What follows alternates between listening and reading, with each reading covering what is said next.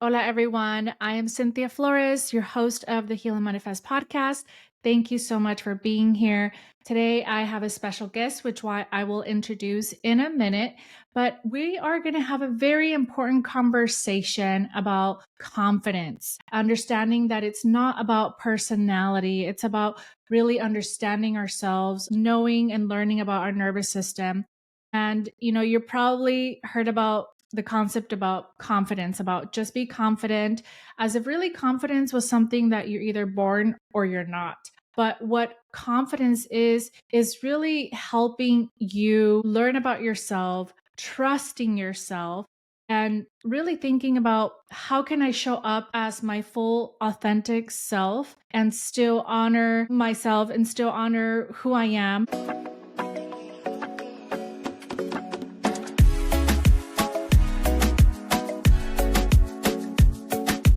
This episode is for the leaders, the cycle breakers, the quiet disruptors, the ones who are really learning that true confidence is less about performance, but is more about nervous system regulation, building your self-trust, and building that sense of inner safety within ourselves. And to dive into this conversation, I am joined with incredible Michelle Seijas. Michelle, she is a trauma-informed certified coach on a mission to support leaders to value their strengths, grow their confidence, and find ease in their leadership journey. With a background in executive coaching, K-12 education, and nonprofit leadership, Michelle knows firsthand what it means to lead through pressure, purpose, and burnout. And she's here to break down how nervous system awareness can really radically change how you lead and how you love, and most importantly, how you show up confidently. So thank you so much, Michelle, for being here. For everyone who is here listening to this episode, I am excited to have you here. How are you? Doing well. I did my own breath work, nervous system work this morning, so I'm good to go. Awesome. Well, I'm glad that you're here, and I wanted to just ask you about your journey when it comes to confidence, building your sense of self-trust, building your voice, really allowing yourself to show up for yourself in ways that align and feel authentic for you. And can you tell me a moment in your life where you realized, oh, I don't really trust myself now? And how did that moment become a turning point for you to start building that's your confidence? Yeah, I mean, if I take it back professionally, when I started out as a teacher, my plan was to be a teacher. I didn't have any aspirations for anything else. And the only reason I even got an administrative credential was more because I wanted to go get a master's degree. I was the first in my family to graduate with a BA. Then I was like, well, I want to be the first to get a master's too. And then eventually I got a doctorate. But during that time, there was an option. I got my master's in educational leadership to also add on an administrative credential if I stuck around for another, I think it was like semester. And of course, as a first gen wanting to collect all the degrees, I was like, add it on. And so I did it, not thinking I was ever going to use it. And so I did it more so because that the achiever in me just wanted to stack up the degrees, but not because I had this confidence that I had the ability to lead or I was going to actually do anything role wise with it. And after I got it, I immediately got a call from this Latina principal in my district. And she was like, I heard you have an administrative credential. You should come work with me. I need a vice principal. And I was like, no, I can't.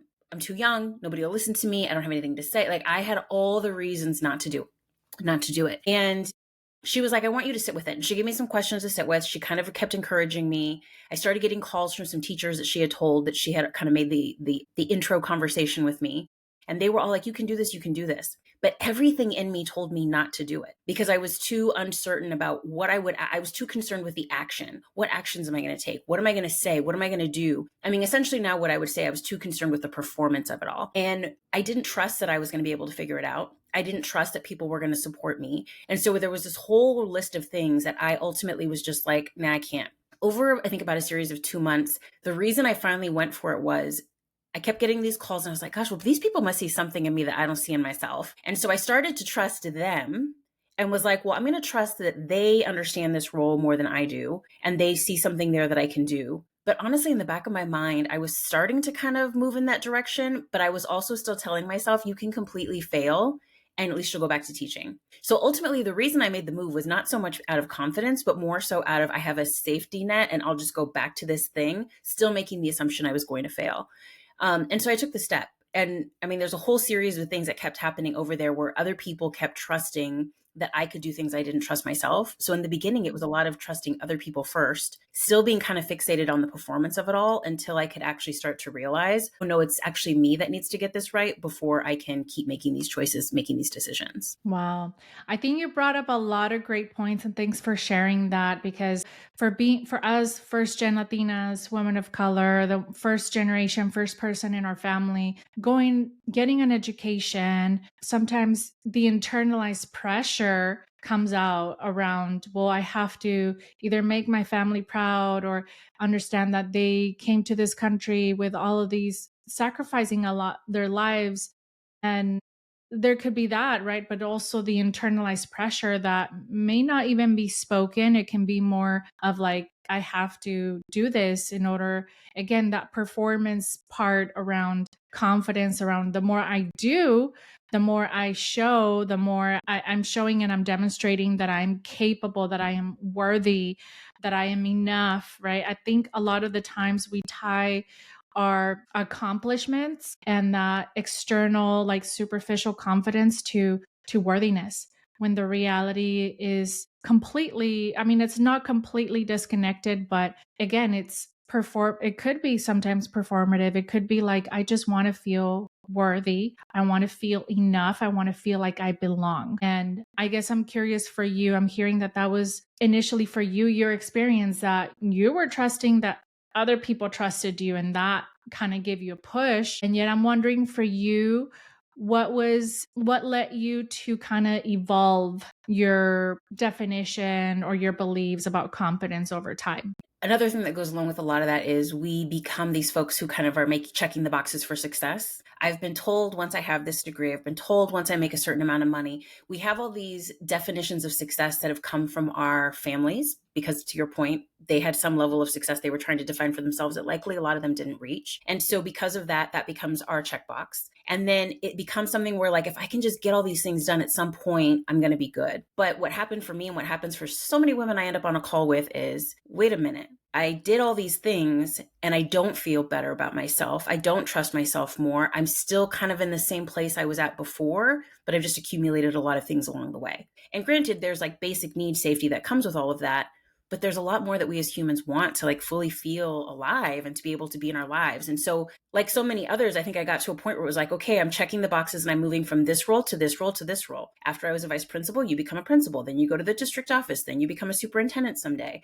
And I was following that checklist. And it got to a point where I was like, none of this is actually feeling like it's the thing. None of this is feeling like I'm finally reaching something when I get there. I'm just getting more and more tired. I'm getting more and more disconnected from the things that I actually enjoy.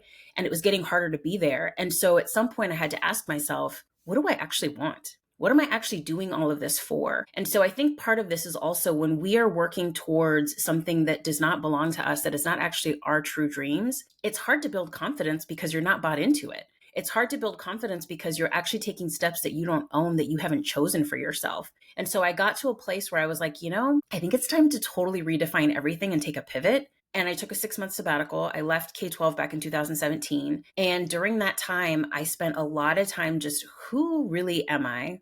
What do I really want? What does success look like for me? What's my purpose in life? What am I supposed to be doing in this world? Once I was able to sort through all of that and really reflect, then I knew exactly what I needed to start working towards. Then success started feeling so much sweeter. Then I started feeling more confident because I was making decisions and choices and reaching accomplishments that actually mattered deeply to me and were not just to make other people feel better about, again, like this performance I was making of who I was. And so I think it's really hard to build confidence when you're living somebody else's life because they're not actually things that you're working towards, that you're connected to. When you start working on things that actually matter to you more, little bits of success are going to feel so much better, and they're going to start to build confidence in ways that just are harder to reach when you're just checking boxes. Absolutely. Thanks for sharing that, because you really unpacked the pressures, the societal, the cultural pressures, and also, as you know, even historically as women, we've entering the workforce and getting our careers, which we're seeing that more women are more in that level of getting careers than men. at this point. That leads to a lot of pressure around success. And we carry this definition of success based on what society is telling us. We're like girl bossing up. We are doing so many things, right? Not only operating in survival, like doing wearing multiple hats, the daughter, the sister, the tia, the wife, right? The mother, the boss, the executive director. So there's so many layers when it comes to the pressures that we carry. It goes back to redefining what success means for you and really reassessing whose expectations are these? Are these mine? Is this something that is learned through society and culture and the pressures that as a woman I'm carrying? And also pivoting, like reassessing, is this something that is this how I want to live my life? Is this really aligned with who I am? Again, coming back to the building that self confidence, building that self trust, and that inner safety that comes back to that self confidence. It's more than just surface level, right? Mm-hmm. It's really going within. And I'm curious for you in the work that you've done with yourself and even with your clients, what happens when maybe you don't feel quite as aligned or confident? Like what's happening in the body? What's happening when there's a lot of self-doubt? When maybe you can bring a case scenario or your experience about navigating this. Yeah. I mean, first, I want to just point out something you just said. Like, I think the gender dynamic is also a really important piece here, right? Because so many people are also defining confidence by what we've seen from previous people. Like, right? Like, everybody loves that. I've heard it so many times, the have confidence like a white man. No, I don't want you to have confidence like a white man. You're not a white man. Their lived experiences are different than yours. The way they get to show up in the world is different than yours. And so even our idea of what confidence is, how we define it, the examples we think of are not rooted in who we are. And so I would say, like, can we even get to a place where we can define for ourselves what confidence looks like, what it sounds like, all of those things? Because I think even when we are working towards confidence, subconsciously, there's this part of us that's trying to replicate something that we will never be. And so let's redefine it for ourselves and then get back to who we are first. So I just think that's a conversation that I hear a lot that I just also want to point out, like, you don't need to build towards that, build towards you. And so that means, again, Absolutely. going back into who you are. Thanks for naming that. And when I hear that phrase, even on like social media, like have the confidence of a white man, or even like when it comes to salary comparisons and all these things like a white man, I'm like, dude, no. Like Yeah. why would I even compare myself to a white man? It's not comparable. So why? Yeah. It's the internalization of the patriarchy, the systems that we live in that have us almost like we have to catch up to this person. We have to catch up to the white man. We have to. No, we don't. I don't want to create what they've created, right? Like, this is the space where if we can actually, in community amongst ourselves, personally spending time reflecting, define for ourselves what success looks like, define for ourselves what confidence will look like for us, we actually need to be building a whole new reality, whole new systems, whole new ways of being, because that didn't work for us. And so for us to try to replicate that is not going to do us any good. So I just want to name that too. But if we go into the nervous system stuff, so how do we, right? Like, people can be like, yeah, but what does that mean for me to actually be able to do that for myself? I believe the way to do that is to actually get into nervous system. So if our nervous systems are built to keep us alive. The whole purpose of them is to keep us safe. So what I find a lot of times with clients is if I let them kind of spin for a little bit and I'll be like, take me down the whole train of thought, we always somehow land on, I'm going to lose my job. I won't be able to pay my bills. I'll be homeless. Because ultimately, whether we realize it or not, a lot of the things that we are worried about, concerned about, the places where we're not trusting ourselves are because we ultimately are down the road thinking, I'm not going to be able to take care of my basic needs. So I'll give you an example. People use the term imposter syndrome all the time. And by the way, loved your episode with Dr. Lisette. I think she's great. Break down. I don't like using that term. And I tell people all the time, stop, because people will be in a session, they'll be like, oh, it was imposter syndrome. And they just keep going. And I'm like, no, no, no. If we just keep throwing that label on it and we don't sit with it, we don't actually understand the experience we're having and what we truly are fearing, which is making us show up in a certain way. So an example I would give is I have a lot of folks who talk about how they don't feel like they can speak up in meetings. They may have the leadership title and they still are like, I have this title, but I don't feel like I can actually talk when I'm in this room of a bunch of people who aren't like me. And I had one client where I was like, let's pinpoint the exact moment you started to feel something in your body, whether it was some anxious energy or fear. And she said, well, I was sitting in this meeting. All these people went to Ivy League schools. I did not. And they were using words, and I didn't know all the words that they were using. And I said, okay, let's take a look at the feelings wheel. What was the actual feeling that was coming up for you in that moment as you were hearing people saying things that you couldn't connect with and that you didn't understand? Well, I started to get really nervous, started getting anxious, started getting fearful that my boss is going to think that I'm not smart enough for the role that I sit in. Okay. And if your boss thinks that of you, then what would happen next? And again, it starts going down this road of, I'm going to lose my job. I'm not going to be able to get another one, and I'm going to be stuck, and I can't pay for my bills. So it starts off as, I'm not speaking up in the meeting. But if you really tap into your body to what you were feeling in that moment when you couldn't speak, there's likely a lot of deeper stuff happening. It could be freeze mode. It could be fawn mode, because somehow your body in that moment told you, you need to keep yourself safe. You need to keep yourself alive. So once her and I were able to unpack all of that, we now know what to work on. Okay, so we know that this is a feeling that tends to happen in this particular space, in these particular meetings. What are you now going to need as a somatic practice before you ever go into that meeting to actually prep your body to know, I'm safe, I can speak up, and these are the things I want to do to show up intentionally. And it could be one or two things you're committing to yourself that you're going to do in that meeting. She goes into the meeting, she does it, she just had a taste of success. That builds confidence. Afterwards, there might also be, sometimes I'm sure there's a lot of us, I know it happens for me, you go into certain settings, whether it's a meeting or maybe even just a barbecue with the tias, and somebody's going to say something that's going to be spinning in your brain for the next week. Okay, if I know that's going to happen, then what are some ways that I know my body shows up? Maybe I go into fight mode, and that's when I start fighting with my family members, or I just start doing things at work that actually aren't benefiting me because I'm just mad at people. Okay, if I know that I go into fight mode when I'm in those scenarios, what are somatic practices that bring me down or help me to stay connected to my body and notice when it's happening? I will say, for me personally, I come from a long line of peleoneras, and I'm a peleonera myself. So like, I can feel heat in my body. So if I start to feel heat in my body, then it's like, oh girl, that's a sign. You need to somehow remove yourself, check in with yourself, because you're about to show up in a way that's not going to be beneficial for you, and it's not going to help you move in the direction that you want to.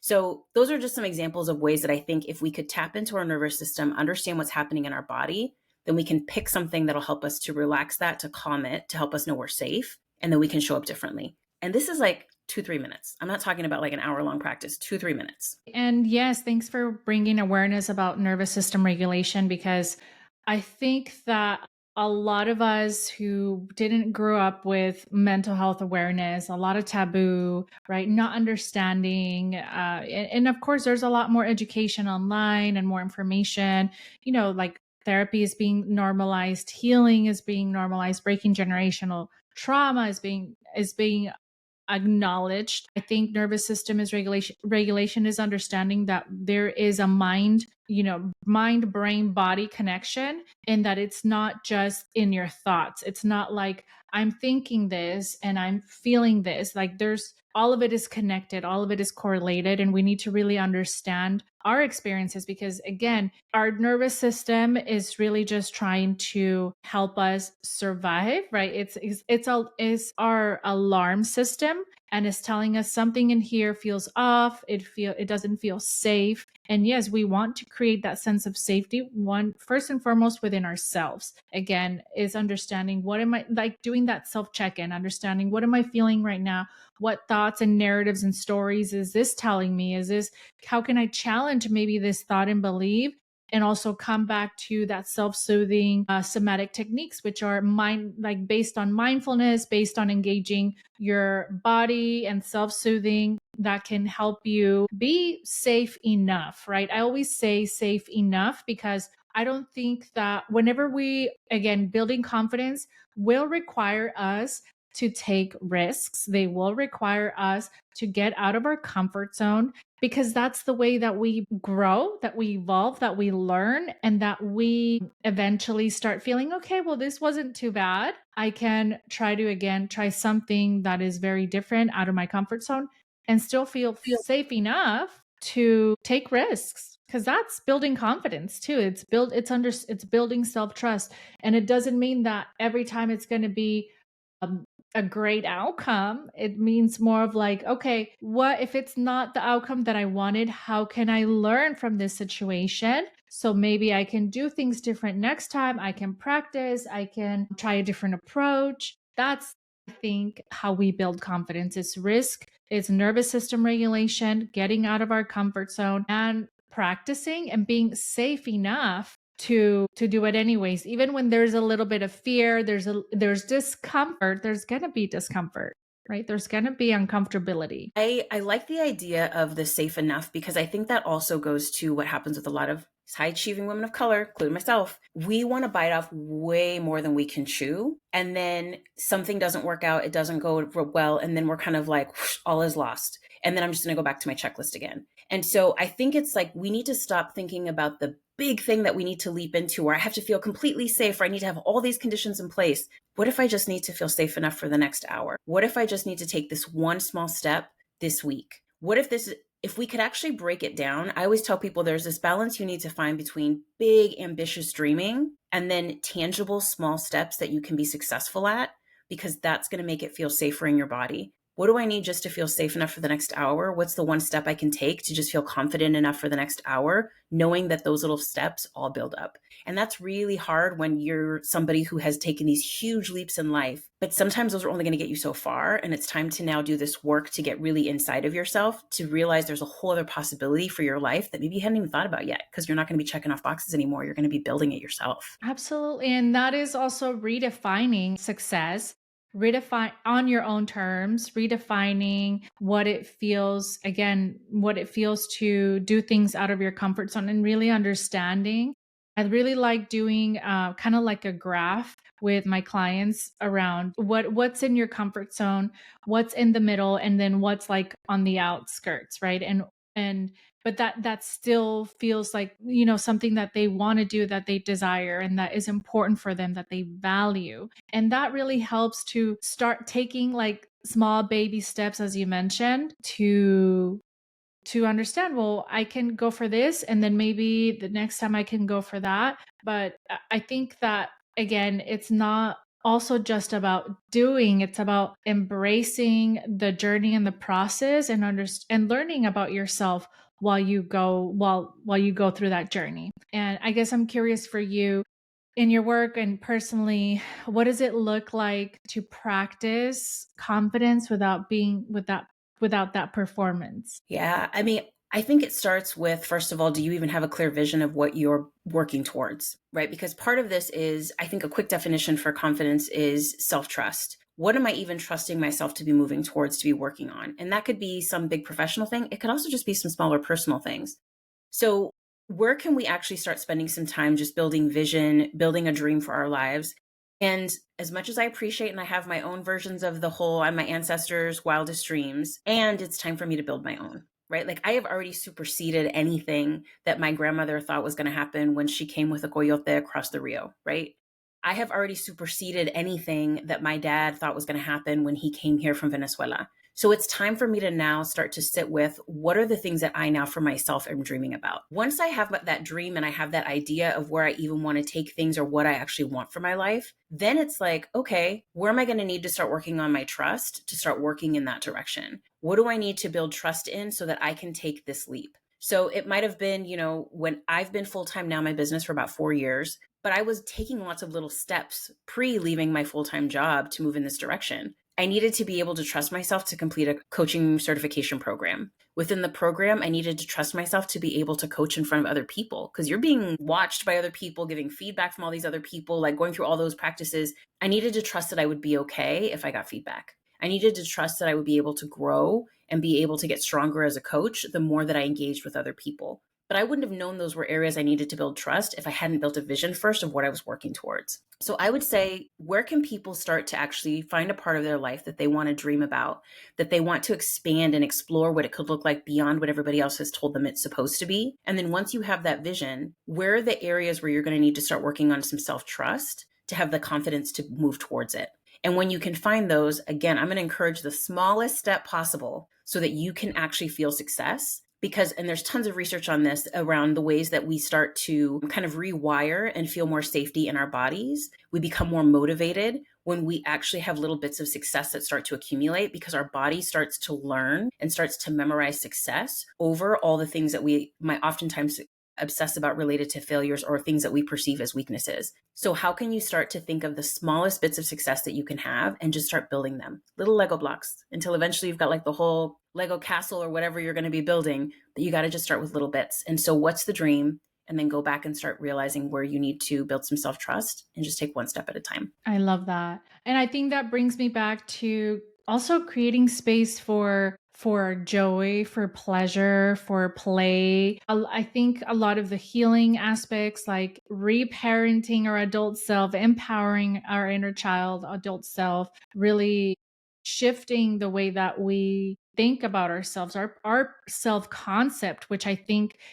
is very much tied to our self-worth, our self-esteem, and our self-confidence, the way that we perceive ourselves. And I do think that a lot of this is also tied to our internalized belief systems, our limiting beliefs.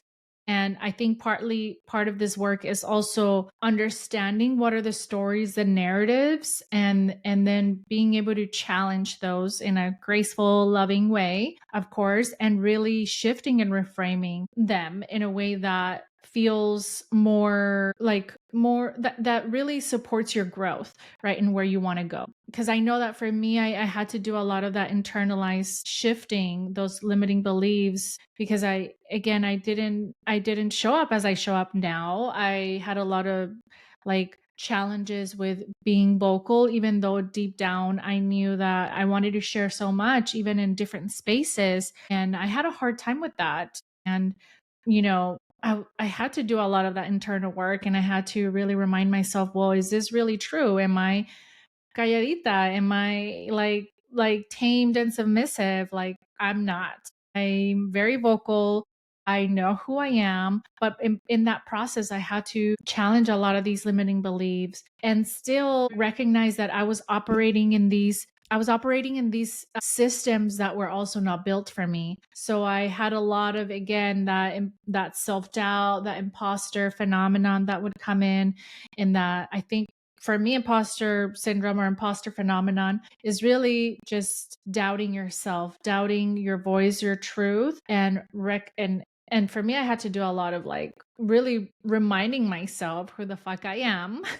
Mhm. And tuning into, again, taking risks, being okay with discomfort and engaging my nervous system and reminding myself that I am safe enough and that I can try, that I am very capable of doing things that are uncomfortable, that are out of my comfort zone, because I know that that is going to help me like be less rigid and more flexible in my thinking. And again, it's like going from black and white to more flexibility, and reminding myself that I'm capable, and that even if things don't come out or I fail, right, based on, like, I even had to redefine success and failure on my own terms. But even if I didn't have the outcome that I wanted, that I can try again, right? Mhm. And again and again and again. And I can also pivot and be like, well, this doesn't align. I don't have to try this thing anymore because it just doesn't align. And for me as a manifesting generator, that's how I function. And I don't know if you know about human design. Manifesting generator too. So we know what's up. I know I have so many ideas, I have so many plans and I have projects, but then in a couple of months I'm like, well, this no longer aligns. I can give myself permission to let go, to pivot, to change, and that's okay. It's not that I'm a failure. It's not that I didn't try hard enough. It's just it doesn't sit well with me, and I'm Yeah. okay with that. So I think it's a lot of flexibility too in our thinking, in the way that we show up, and also giving ourselves a lot of grace and Mhm. compassion that Yeah. life is not just linear, healing is not just linear, and that we can give ourselves permission to change our mind, to pivot anytime as necessary. Yeah. I mean, yes to all of that. I mean, I would just say, I feel like we throw around the word authenticity a lot these days. And what I hear you talking about is just like you're actually defining what authenticity is. Authenticity is not, I show up in the stereotypical ways that a Latina does. I mean, trust me, I love a red lipstick and some hoops. But I need to actually sit down and figure out what are all the ways that I was defined as a Latina in the past, or just as Michelle in the past. What are the things that actually don't fit anymore? What are the ones that fit, but they're going to evolve? What are the new ones I'm taking on? Like, we need to be able to see identity as this like fluid thing that we're constantly moving through and defining for ourselves. That's true authenticity. And you started off using the word play, and I'm kind of obsessed with this word right now. And so I think that part of this is if we could go back to just being playful, there's so many ways that we would actually find some of that identity and some of who we are in ways that we haven't been able to because it's just been conformed out of us. I of course, as a former teacher, I love observing and like noticing all the little ways that we help or don't support students and children into growing into who they are.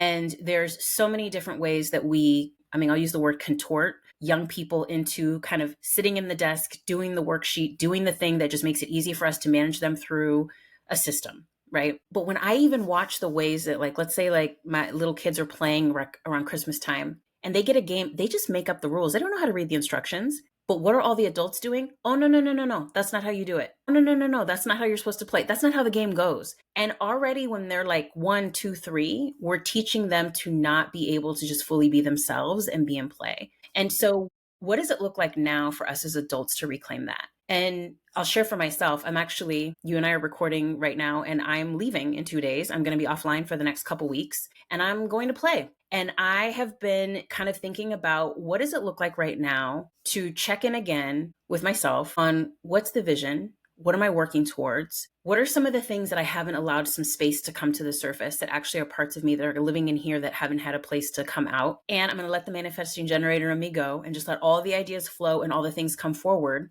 And then to what we said earlier, I'm sure there's going to be some things that are going to come out that are going to scare me a little bit, maybe scare me a lot. And then I have to think about what do I need to start building towards that? What do I need to start building the confidence that I can figure it out? I can trust myself to get there. This is more of who Michelle is in this season. This is more of what Michelle is supposed to be putting out into the world to be manifesting. And now how do I let that dream come to the surface and then figure out what I need from myself to just start taking baby steps when I come back online at the end of June? Adult play doesn't necessarily look like child play, but I think we still need to have plenty of times where we let ourselves just be playful and try new things on. And to share details, for me, what that's going to look like is I'm off to New York. I have a friend who's meeting me there. We're going to wander museums and bookstores by day. We're going to go to Broadway musicals by night and sit and have long dinners where we just talk and drink lots of wine and see what comes up. And so that's what play looks like at 46. It didn't look like that, obviously, when I was a kid. But right now, to me, that's a space to be able to be playful and open. And when I come back, I'm probably going to have some spaces where I'm going to need to be building some confidence because some new stuff is going to come to the surface. And it's evolving, and that's okay. And that's what we build the resilience for. Exactly. I love everything that you shared. I think you're right. I also want to add curiosity.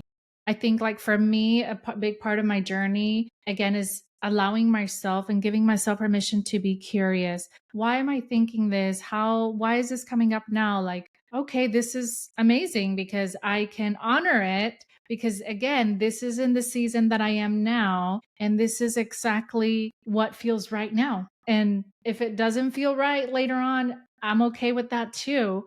But that's part of it, building that sense of self, that self trust, and that confidence that, I can work on a project this time. I can bring it into completion, manifest it, execute it, and still, if I want to redo it, or I can I can still change my mind of whether I want to do the same thing or shift it or change it, but again, it's building that sense of I get to define what feels right for me. I get to sit in my truth, and my truth doesn't have to be in anybody's truth. And that's okay. I think that that's also very empowering too, is to recognize that. I think for a lot of us, women of color, Latinas, first gen, again, we go into these structures, into these systems. And when I say systems, I talk about our family system, our, religion, education system, political system. We are so conditioned to believe a certain way. And sometimes that can bring up a lot of limitations for ourselves again, and that can bring up a lot of self-doubt, a lot of self-criticism, a lot of this negative, a lot of limiting beliefs, but also in the ways that we relate to ourselves. And I think, like, I do believe that there has to be a point where we kind of like honor these different phases and seasons of, because again, they were a form of survival. That's the way that we were taught, but it doesn't have to be that way. We don't have to live on everybody else's terms. We need to start honoring ourselves and living on our own terms, even if it's uncomfortable, even if it's, people don't agree with it, even if our families and people, and it's not that we're being disrespectful. It's more of like, you are honoring your own journey. And for me, it has been a lot of that. It has been of like, how do I want to show up as a human first, as a therapist in this space, in the online space. And initially I was like, oh, well, I have to do this cookie cutter like concept and like branding. And it's like, that's not me. Like, I can't. I am a manifesting generator. I want to show up these different parts of me, and that's okay. I don't have to do it like everybody else is doing it. Yeah. You know, as I'm hearing you talk, the word community is coming up for me because I think that's a big part of confidence as well. Is once you're clear on what you're working towards and what you're building, you need to find the people who are going to cheer you on to do that. There's been folks along the way who might have been super beneficial for a different season that I was in my life. But as I've grown my confidence, kind of taken more agency in building a vision and working towards it for my life, that's made some people uncomfortable. It's made some people, and I know they didn't mean it with ill intent, but questioning everything. Well, why do you want to charge that much? Well, why do you have to make it look this way? Why can't it da da da? Because it makes it, what they're not realizing is I'm triggering their nervous system, right? Me feeling calm and collected and regulated in myself actually brings some dysregulation to them, because if I am doing this and I'm okay, there's some part of them that's like, oh, I should probably be working towards that. I'm noticing and feeling in my body that this actually isn't who I authentically am. And if I'm going to keep hanging out with Michelle, it's probably going to push me to do that. And I don't like that. So there's something happening in some of these relationships where it actually can not support our growth and our confidence. And actually, whether they mean to or not, they're going to start to make it harder for us to keep growing and trusting ourselves and being able to be confident. So a big part of this is also, how do you go and find your community of other people who are also on this journey of dreaming bigger, building confidence, and they are going to be kind of like those women that I had in the beginning of my career, folks who can trust you and help you to see the ways that you can trust yourself before you're fully there yourself. And so a big part of this is also figuring out who are the people I'm going to have around me that are going to support me, whether it be through environment, through conversation, through resources along the way. Because you can do all of this self-work, but if you keep putting yourself in environments and in communities with people who are going to keep trying to tell you, you can't trust yourself, you can't trust that's going to work out, you can't do that, you can't do that, it's going to make it really hard to keep building trust as well. So how do we think about, and there's certain parts of our lives that don't need to fully go away, but maybe you're going to get less of my time, less of my energy. You get to hear less of my story because you don't owe it to everybody to give them everything. These are parts of myself that maybe I'm going to have to protect and share with these people over here, because it's still my baby trust that I'm building, my baby confidence that's going to need a little more protection and space with people who I can fully trust with that vision. I don't need to share the rest of this with everybody else. And so I think that's something else we need to explore too.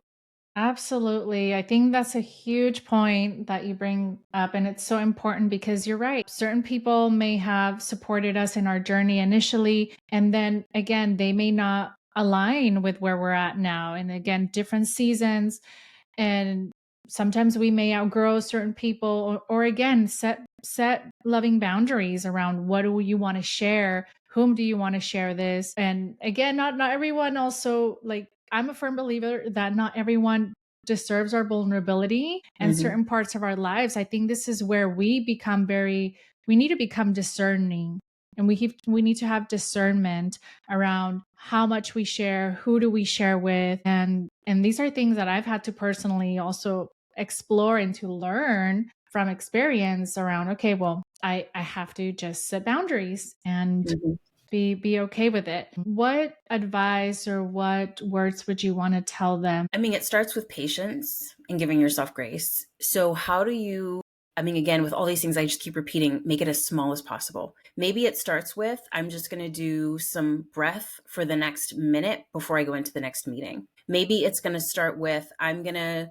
turn on my phone. There's so many free apps nowadays you can use, or actually go on a Heal and Manifest episode with a meditation, and I'm going to meditate for the next 10 minutes. Start with small things that just help you to start to tap into yourself and just notice more. 80% of our body, we often don't engage with because we're so busy up here with the top 20% from the neck up. But from the neck down, there's 80% of you that wants to help you to build confidence. There's 80% of you that wants to dream big and be a part of the process. So don't just keep focusing on the 20% up top where you're overthinking and talking all the time. Just start to figure out ways to just notice what's happening in your body. Start small, and over time you may crave it more and want to do it all the time. But for now, just start with a minute.